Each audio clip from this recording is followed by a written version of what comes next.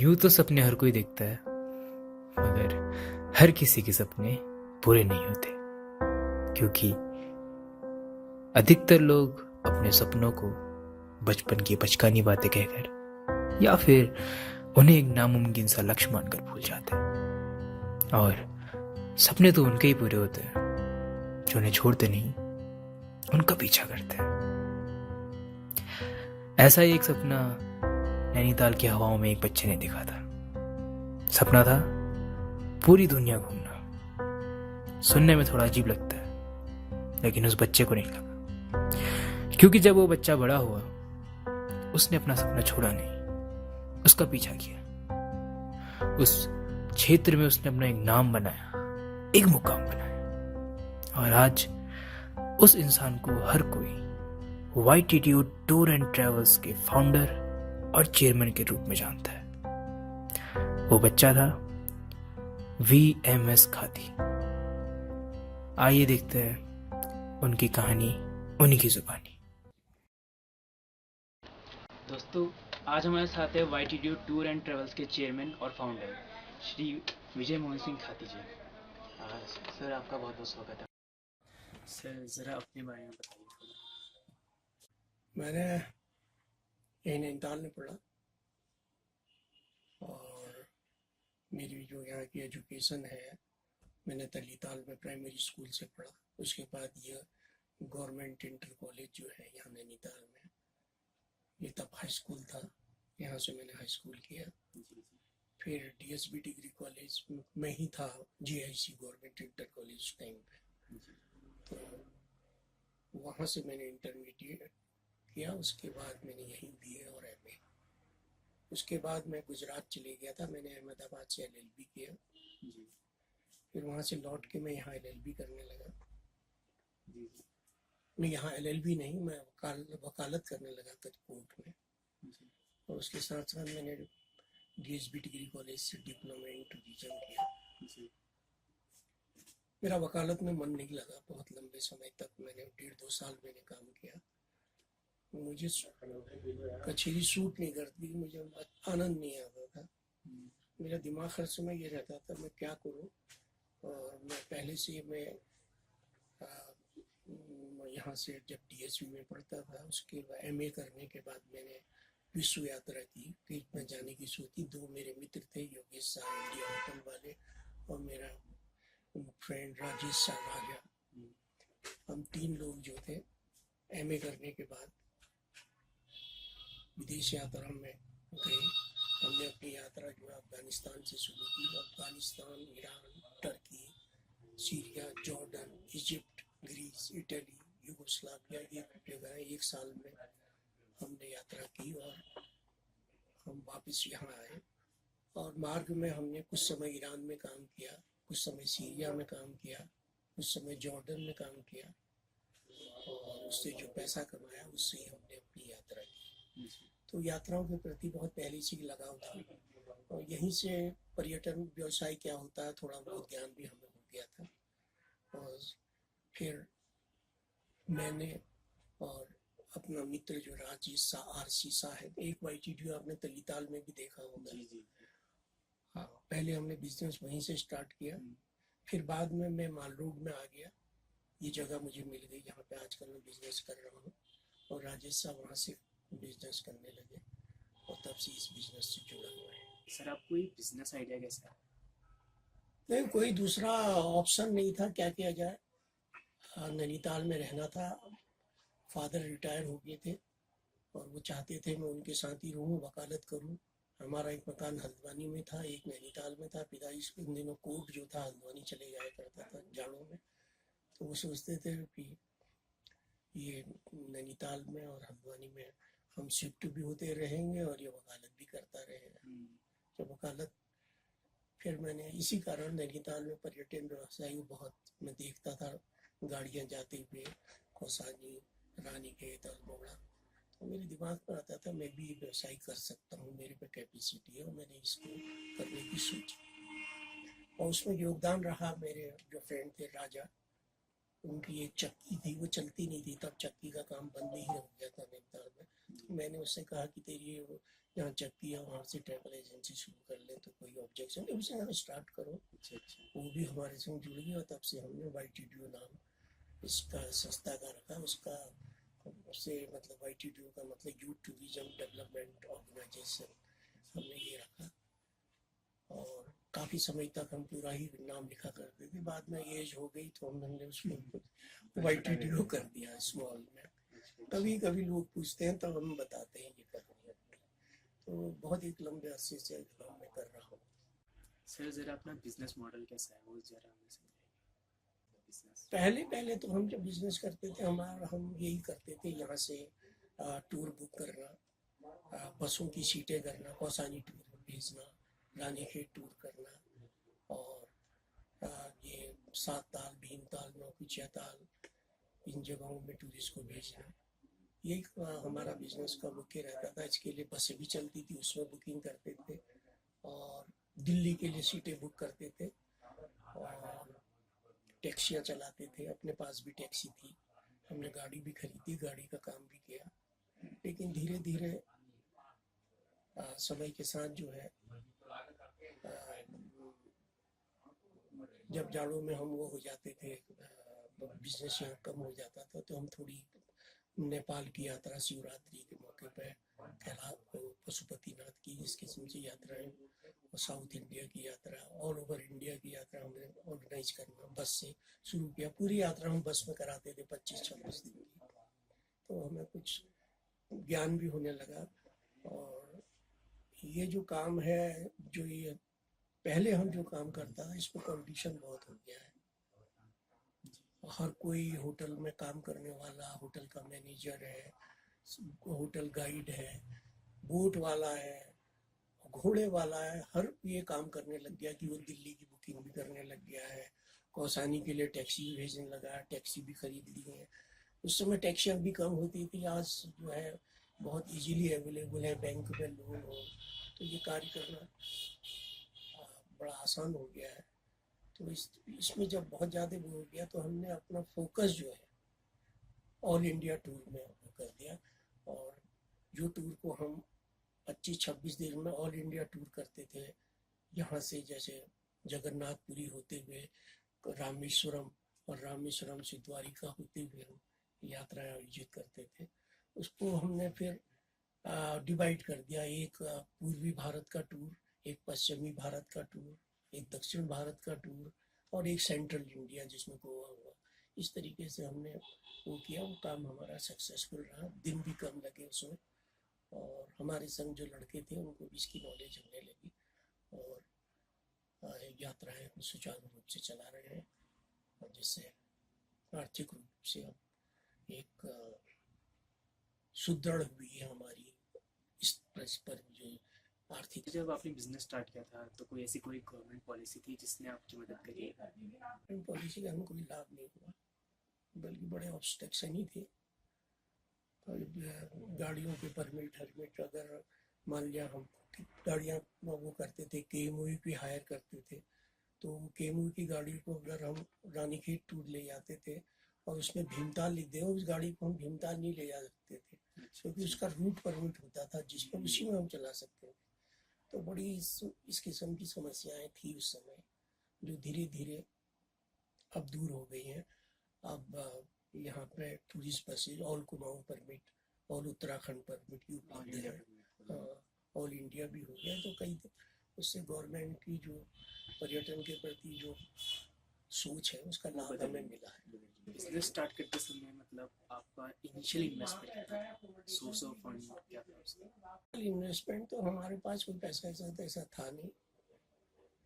हमने बहुत ही अपने लिमिटेड संसाधन जो थे हमारे पास, 1000-2000 रुपया, उसी से हमने अपने वो जो ऑफिस था उसको डेकोरेट किया। और लकीली ऐसा हुआ कि जिस दिन हमने उसका इनॉग्रेशन किया उसी दिन हमें एक अच्छी बुकिंग मिल गई टूरिस्ट बस की। उसमें हमने अच्छा पैसा हमारे पास आ गया, तो हमने धीरे धीरे सजाना शुरू किया, और फिर हमारे पास सब होता ही चले गया। सर आज आपकी कंपनी में कितने एम्प्लॉयज़ हैं? मेरे हमारे वहाँ करीब 5-6 लोग हैं, और कुछ लोगों को हम जिस समय यात्रा आयोजित होती है उस समय हम बुला लेते हैं, उनको कुछ हम पैसे दे देते हैं। परमानेंटली हमारे पास 5-6 लोग काम करते हैं। सर जब आप एम्प्लॉयज़ को हायर करते हैं तो उनमें ऐसी कौन सी क्वालिटी देखते हैं कि जिनकी वजह से आपको लगता है कि हाँ ये YTDO टूर एंड ट्रेवल्स में फिट हो सकता है हायर करने से थोड़ा IQ तो होना ही चाहिए, समझने की शक्ति उस पर होनी चाहिए हम क्या कर रहे हैं। फिर धीरे धीरे आदमी सीख जाता है, वो भी करने लगता है। और जो अनुभव हमारे वहाँ काम करने वाले को एक बार हो जाता है, वो जिंदगी भर भी भूखा नहीं रह सकता। उसके पास इतना ज्ञान हो जाता है कि वो क्या होता है टूरिज्म, पर्यटन किस तरीके से होता है, एक्सपीरियंस अच्छा है सब चीज़ वो सीख जाता है कि एडवर्टाइजमेंट कैसे करते हैं, सीट बुक कैसे करते हैं, पैम्पलेट कैसे छपते हैं, हर चीज़ A to Z हमारे वहाँ उसको पर्यटन के बारे में नॉलेज मिल जाती है। एयर बुकिंग कैसे होती है, रेलवे बुकिंग कैसे होती है, यात्रा को सस्ता कैसे बनाया जा सकता है, कहाँ कहाँ पे कौन सी होटल है, रूट कहाँ की अच्छी है, कहाँ पर कौन सी ट्रांसपोर्ट है कंपनी अच्छी है जिसके पास अच्छी बसेज है। इस किस्म की छोटी छोटी नॉलेज उसको हो जाती है। ट्रेन में बुकिंग किस किस्म से की जाती है, कैसे बैठाया जाता है यात्रियों को, तो भारतवर्ष का पूरा नक्शा वो समझ जाता है कि कहाँ से कौन कौन सी सड़क कहाँ को। सर हर बिजनेस को एडवर्टीजमेंट की ज़रूरत होती है तो आप अपने बिजनेस का एडवर्टीजमेंट कैसे करते हैं? बेसिकली हमारा एक बजट होता है 4-5 लाख रुपए का, और उसी बजट के हिसाब से हम हर साल अपने यात्राओं का खर्चा उठाते हैं। क्योंकि अगर पब्लिसिटी न करें, हम एडवर्टाइजमेंट नहीं करें, तो ये संभव नहीं हो पाएगा कि लोगों तक हमारी जो है यात्राओं के बारे में लोगों को ज्ञान हो। तो हमारा जो बजट होता है उसके हिसाब से हम पेपर के थ्रू न्यूज़पेपर्स में भी ऐड देते हैं, जो मुख्य लीडिंग पेपर हैं, और जो साप्ताहिक छोटे छोटे पेपर होते हैं इनमें भी हम देते हैं, और जो लोकल चैनल्स होते हैं उन चैनल्स में भी हम अपना ऐड देते हैं इसको, और अखबारों के बीच में पेपर डिस्ट्रीब्यूट करते हैं ऑल ओवर कुमाऊँ। बेसिकली हमारा फोकस ऑल ओवर कुमाऊँ होता है, और कुछ पर्यटक हमारे पास पूरे उत्तराखंड से भी आते हैं, दिल्ली से भी, लखनऊ से भी हमारी क्लाइंटेल है, इलाहाबाद भी है, बनारस भी है। लेकिन मुख्य जो हमारा वो है उत्तराखंड में कुमाऊँ का क्षेत्र है, और कुमाऊँ में हमारे जो मुख्य यात्री होते हैं वो पिथौरागढ़, हल्द्वानी, अल्मोड़ा, रानीखेत, इन चंपावत, लोहाघाट, इन क्षेत्रों से आते हैं।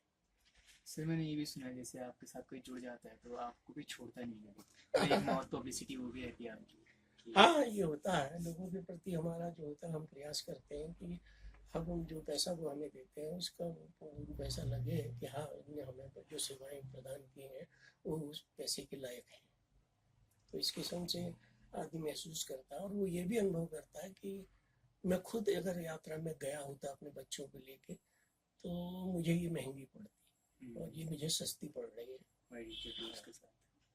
उसका रीज़न ये है कि हम ग्रुप में ले जाते हैं, तो हमें बस में हम ले जा लेते हैं। वो एक अकेला आदमी अब लेगा, टैक्सी करेगा या ऑटो रिक्शा करेगा, साइट सीइंग करना, ये करना बड़ा कठिन हो जाता है, बड़ा एक्सपेंसिव। आपने बताया कि अब टूर एंड ट्रेवल्स में तो काफ़ी लोग आ गए हैं, कंपटीशन बहुत बढ़ चुका है, तो इन सब के बीच आप अपने आप को डिफरेंट कैसे रखते हैं? आपकी बिजनेस की वो कौन सी क्वालिटीज़ हैं, वो कौन सी यूनिकनेस है जो आपको दूसरों से हटके खड़ा करती है? सोचते रहते हैं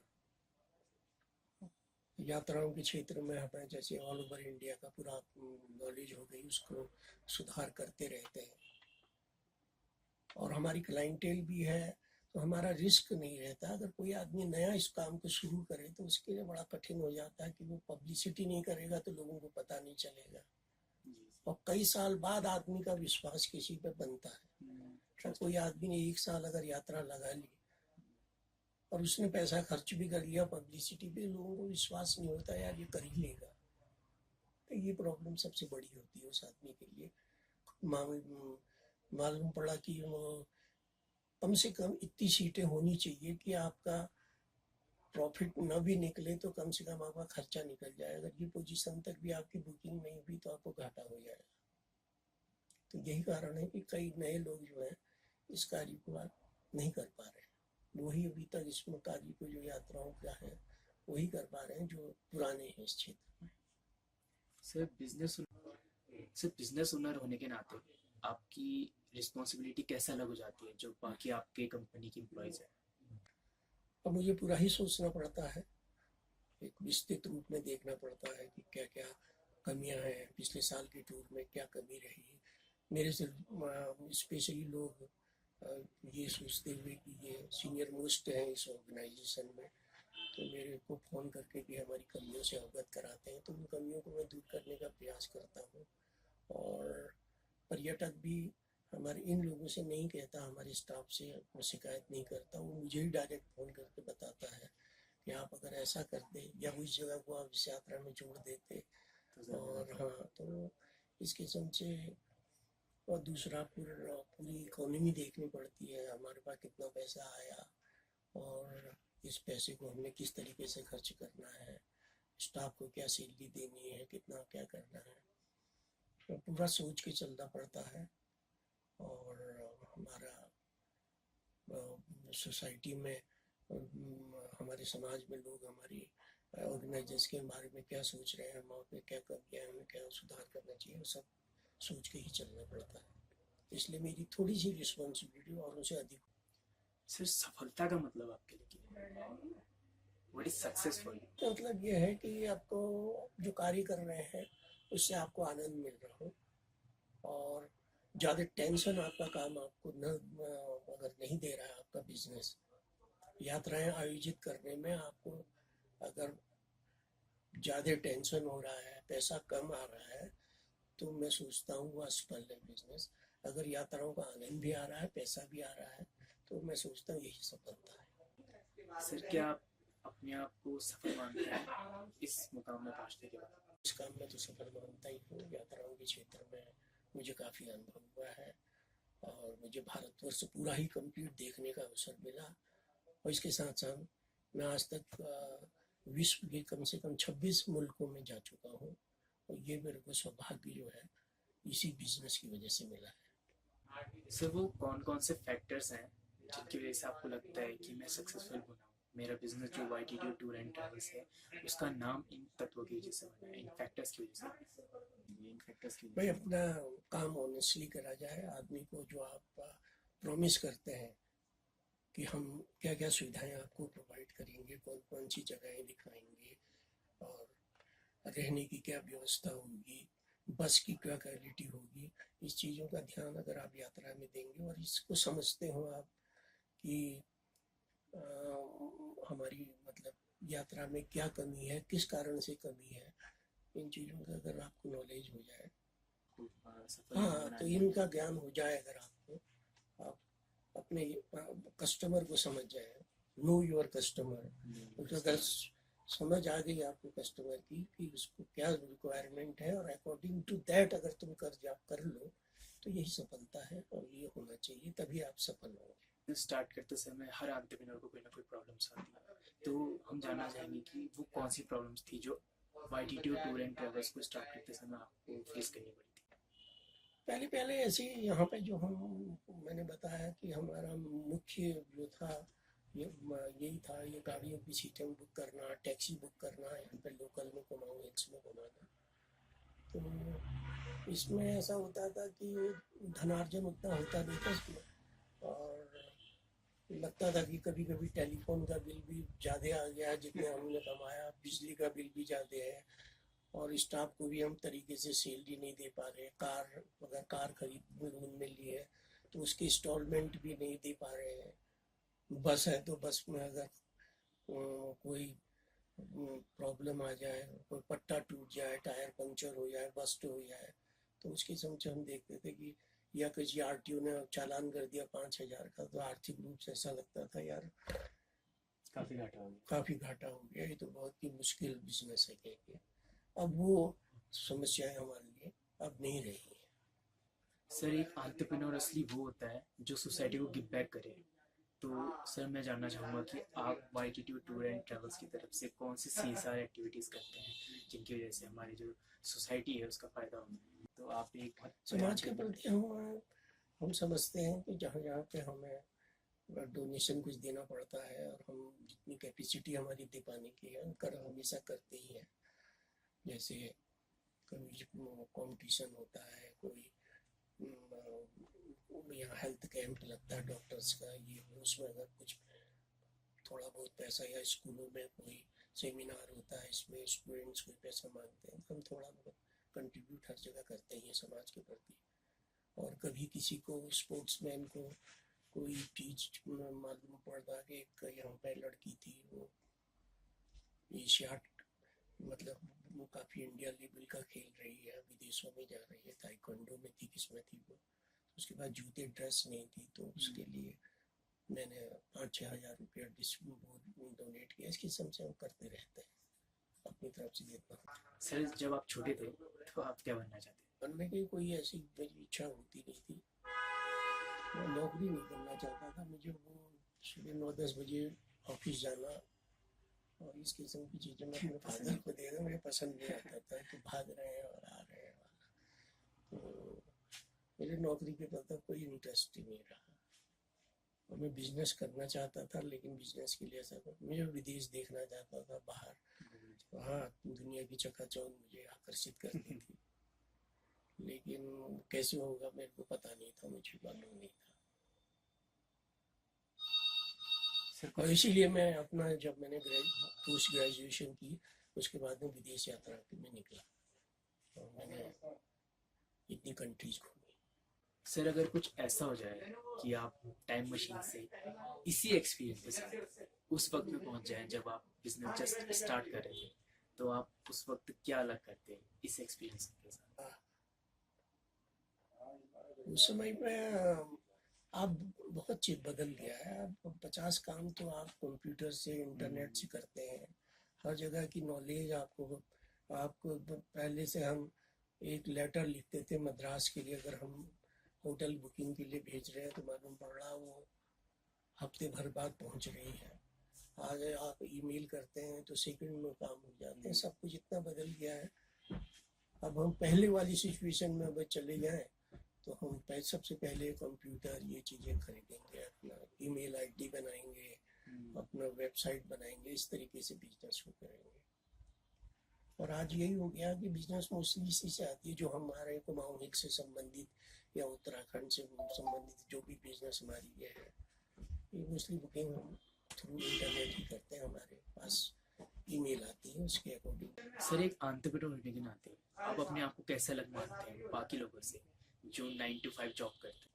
वो भी खुश है अपने काम में है, जो नौकरी कर रहे हैं तो उनका ठीक है, लेकिन मेरा जो शौक घूमने का था, वो इस बिजनेस को करके मुझे घूमने का मौका मिल जाता। अभी मैं देश विदेश काफ़ी हर साल घूमने जाता ही हूँ, और मैंने कई कंट्री जिनके बारे में बचपन में सिनेमा में देखा करते हैं, अब मैं खुद जाके मैं देखता हूँ, अच्छा लगता है।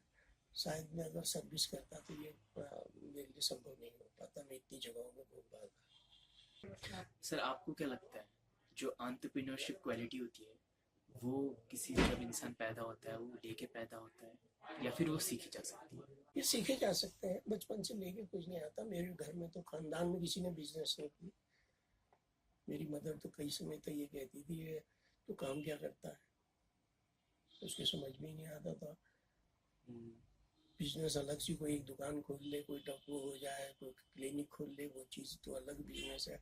ट्रैवल एजेंसी का तो कंसेप्ट ही नहीं था हमारी सोसाइटी में, ट्रैवल एजेंट। फिर मेरी मदर जो थी थोड़ी ग्रामीण अंचल की थी, तो उसके समय में तो बिल्कुल भी समझ में नहीं आता था ट्रैवल एजेंट क्या चीज़ होती है। तो मैंने, वो मुझसे बार बार पूछती थी तू कर छेगे, तो इस किस्म के क्वेश्चन पूछा करती थी।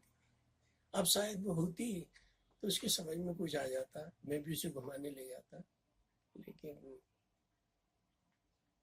ऐसा हो नहीं पाया। जब तक वो नहीं जा पाने की स्थिति में आए तब मेरे पास सफलता आई इस चीज।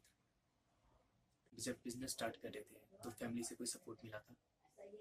ऐसी आर्थिक स्थिति तो थी नहीं कि बहुत मुझे सपोर्ट करते लाखों रुपए का। हाँ, कभी ऐसे 20-30 हजार रुपए की ऐसी जरूरत पड़ती थी तो मिल जाते थे। तो ऐसा कोई हेल्प तो नहीं हुई, मैं खुद ही अर्न करने लग गया था धीरे धीरे।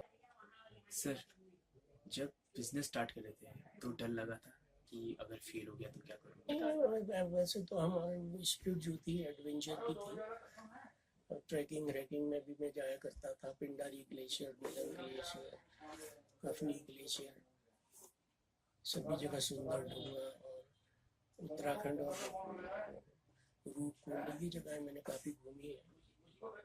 तो एक एडवेंचर का भी रहता था, मैं ऐसे कभी ऐसे डरा नहीं।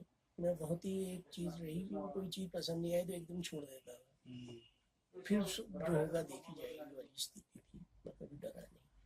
तो वैसे ही मैंने जब बिजनेस स्टार्ट किया, मेरे कोई भाई नहीं था। सर ऐसी कौन सी सलाह थी सबसे अच्छी और सबसे बुरी जो आपको आपकी ज़िंदगी में? कोई बहुत ऐसी कोई चीज़ सलाह तो क्या बताऊँ मैं अपनी लाइफ में। हाँ, एक यहाँ पर डिप्टी डायरेक्टर टूरिज्म थे, ढोंडियाल साहब। उनने कहा इंडिया में अगर तुमने व्यापार टूरिज्म का बिजनेस करना है और तुम्हारी क्लाइंटेल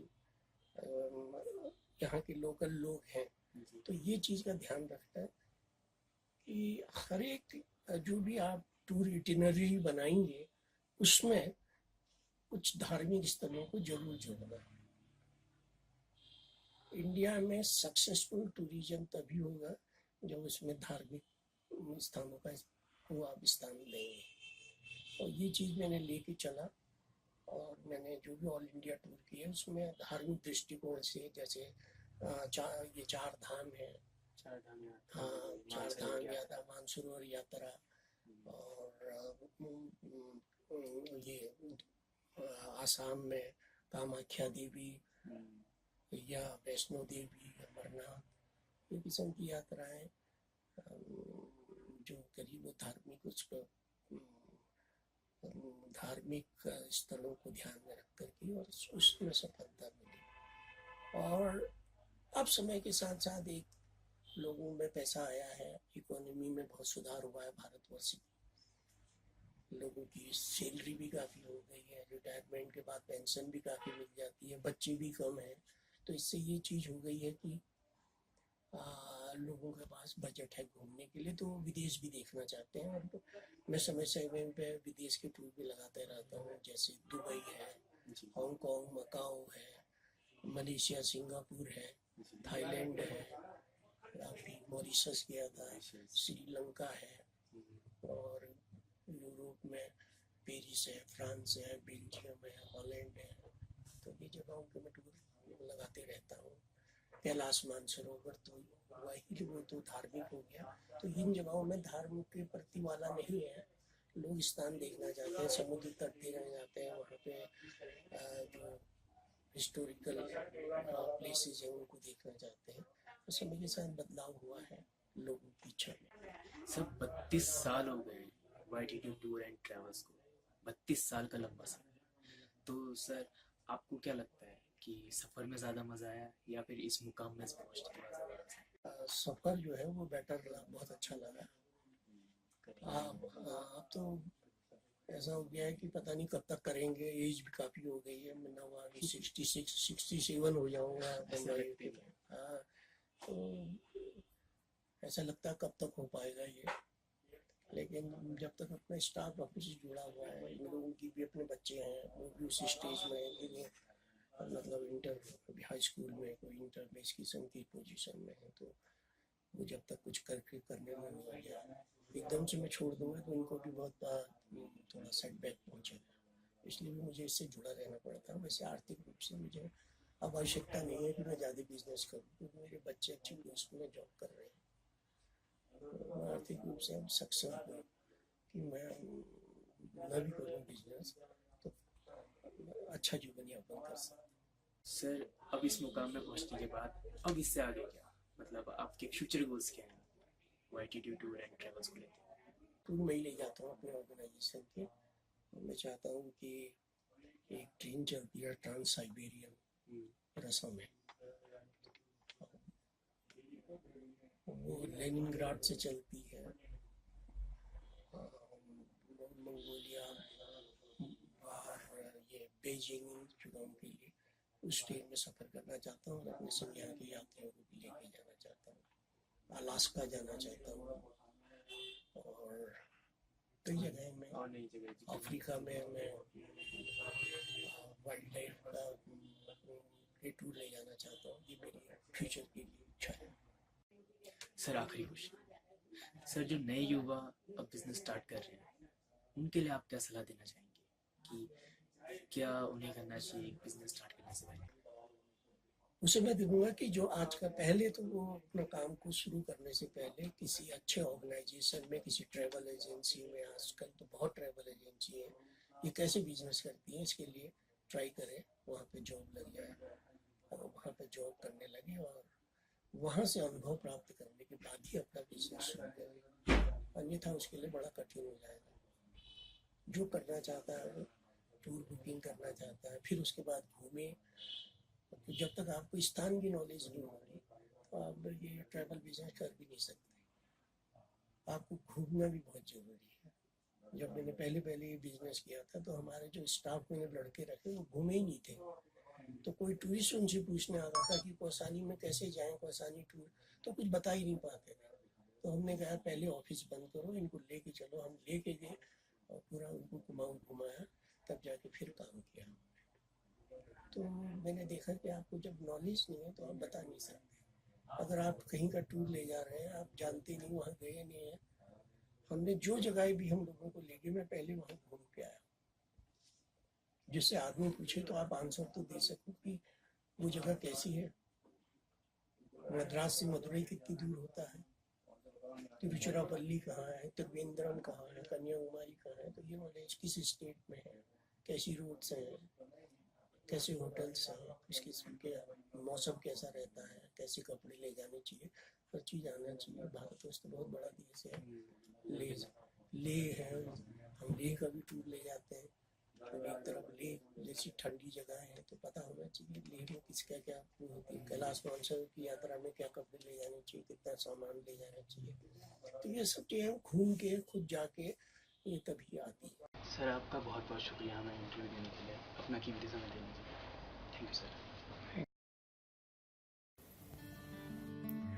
दोस्तों, ये थे VMS खादी, जिन्होंने हमें सिखाया कि कोई सपना बहुत बड़ा नहीं होता और कोई भी सपने देखने वाला बहुत छोटा नहीं होता। कोई भी सपना इंसान की हिम्मत से ज्यादा बड़ा नहीं होता। सपने सच होते हैं, बस आपको उनका पीछा करना पड़ता है, उन पे विश्वास रखना पड़ता है। किसी ने बहुत खूब कहा है, तो खुद की खोज में निकल, तो किस लिए हताश है, तू चल, तेरे वजूद की वक्तों को भी तलाश है। मुझे उम्मीद है आपको ये वीडियो पसंद आएगा। Thank you.